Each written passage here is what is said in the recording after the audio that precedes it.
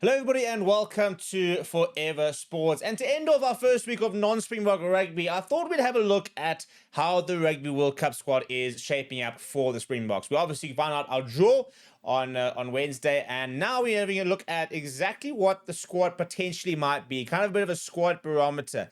This is obviously not necessarily going to be the final squad, but maybe an early predictor as to sort of where the squad is, kind of which players are kind of going to be involved, which players aren't going to be involved, and maybe sort of identify which positions maybe are still up for grabs really in what will be a 33-man squad. I think at the moment, we've almost up to about 29 to 30 spots are almost kind of booked, I feel, maybe slightly less. But I think that we've got quite a general idea about where the squad is. And I don't think we're going to suddenly see massive changes in the next 2 years. Rassie basically wants to almost sort of have the squad kind of finalized sort of 18 months out from the World Cup, which is essentially basically by sort of mid to late next year. So when we kind of start our season. So I think the squad we're going to see next year in the Greatest Rivalry Tour, for example, will probably be a very good template as to the World Cup squad come 2027. What'll be interesting is kind of the split between forwards and backs. I've gone with 18 forwards and 15 backs, with a bit of an asterisk, obviously, because we've got a couple of hybrid players involved. We generally take more forwards and often don't take as many backs, but just with the way we've been using our backs, it'll be interesting to see if we were to maybe go for more forwards. First of all, which forwards would those be, and then which backs would be almost sacrificed to be able to bring in those sort of forwards. So before we get to my squad, I want to know what your 33-man squad might look like, or which players, or give me 5 players maybe who will make their World Cup debut that you're really excited about in a few years' time. But in terms of my squad, this is what I have gone with. And as you can see, 33-man squad over there, 1 to 18 in the forwards and 9 to 33 in the backs. Let's start with the forwards. And I've started basically trying to go with kind of positionally to try and give myself an idea of where the squad is.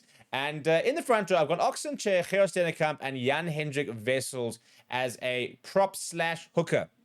Traditionally, you often take 5 props to a World Cup. 2 tight heads, 2 loose heads, and a swing prop. I've got basically 2 loose heads, 3 tight heads, and a swing prop hooker.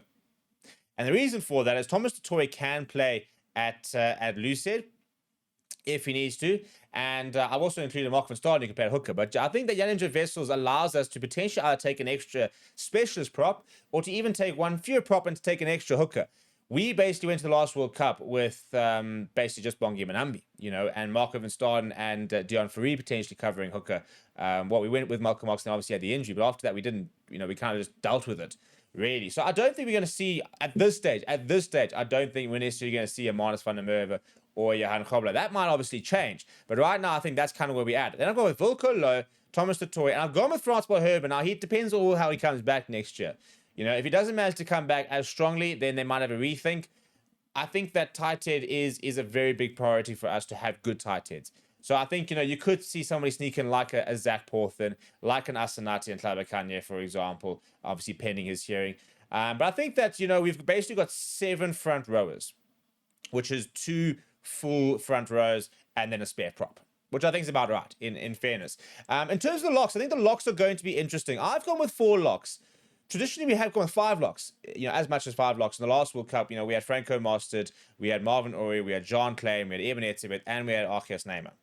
Now, I've gone with 4, and I've not taken Franco Mostert at this stage. I think age not playing against him right now. He's obviously had a very bad year this year from a personal point of view, which maybe affected his playing time. At this stage, I've left him out. There is space for him if he wants to, because he could obviously go in as a flank as well. So I've gone with Ruan Lokia, Lutiagi, Eben Etzebeth, and Archias Neymar. And obviously, if Eben Etzebeth gets a year ban, that complicates things, because we're not going to have him for another year. And for example, and now, what do? Do you bring him back in for those sort of 6 months, couple months ahead? Because if he does get a year, and touch wood, he doesn't get something that serious, but it is a possibility, he'll miss the entire Springbok season next year. So it is an interesting situation. Obviously, I think Luat Diaga is somebody who obviously also needs to sort of prove that he's still right there next year.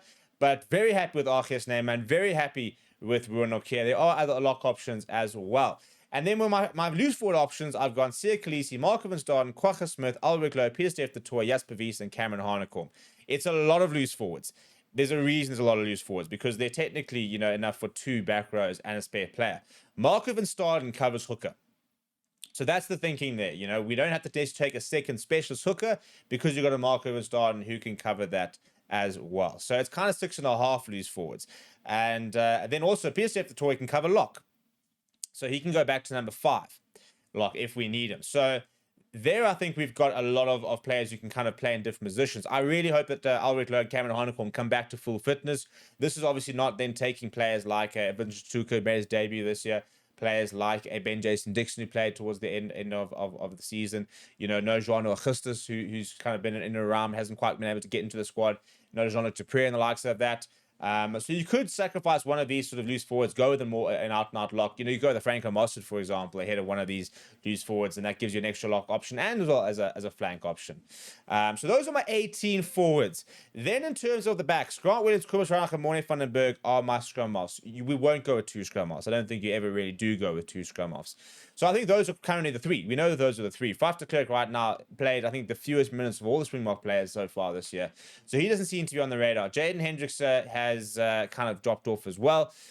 You've got players coming through. You know, Ambrose Pierre has been invited to camps. You know, I think Paul de Vet, if he gets going, can get invited to camps. Obviously, Harsh and Pede, Nico Stain from the Lions.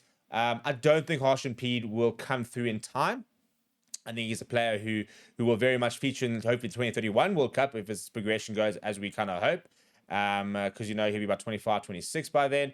But unless he starts coming through the lines and absolutely, you know, shoots the lights out, I don't think he necessarily gets there in time because he obviously has to get integrated quite quickly.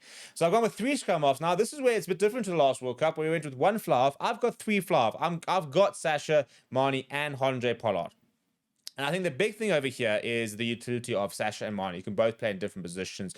I'll be interested, obviously, if you start seeing Andre Pollard playing a bit at inside center as well, to kind of give you that option. But Sasha is a genuine option at 15. So I've gone with all 3. I think it's a bit of everything between the 3, and it's worked really well having them at the moment. In terms of your center options, I've gone Andre Estes and Damien Delende, Jason Creel, Kane and Moody. 4 center options. You've also got Ethan Hooker in the squad, who is a center option. You obviously also got Andre Pollard as a center option. Damien Willems is a center option as well. So plenty of options there. My wing options are Curtly Arendse, Cheslin Colby, and then you've got Ethan Hooker and Kane and Moody if you need. So it's 2 out-and-out wings in inverted commas, but you've also got Ethan Hooker, who's more of a wing than a center right now, and Kane and Moody's also played. So in the squad, you've basically got 4 natural centers or player centers who have started quite consistently at center, as well as 1 or 2 other players who can come into center. And the same thing, you've kind of got 4 wings, or 3 out-and-out wings right now, but 4 options really at wings. And then I've got with Damian Williamson, Apelele Fassi. I think Apelele Fassi at this stage might have to really work his way back into the squad, because unfortunately for him, he's been injured for most of the season, and without being mean about it, we haven't really missed him. We've managed to cope without him. And that's not a jibe at Apelele, because I think he's a fantastic player and he had a great season. But Damian Williamson has just played so well at fullback, and we've managed to sort of deal. But the problem comes once again, if he's not there, who's the option? So I do think that Apelele Fassi at this stage is obviously still a major part of the conversation. But Damian Williamson has certainly reminded everybody what he's all about. So that's where I'm at with my squad. You can make adjustments. You know, you could, for example, decide to take 1 fewer fly half, an extra scrum off like we did last time. You might take 1 fewer center and take an extra wing. You might take an extra forward here. So there's different ways you can kind of sort of work around with the squad. But that's kind of what I've got. What would you change? Who would you keep? Which names excite you? Let me know down in the comments below. Smash the like on the video. Subscribe to the channel as well. And I'll chat to you guys all soon.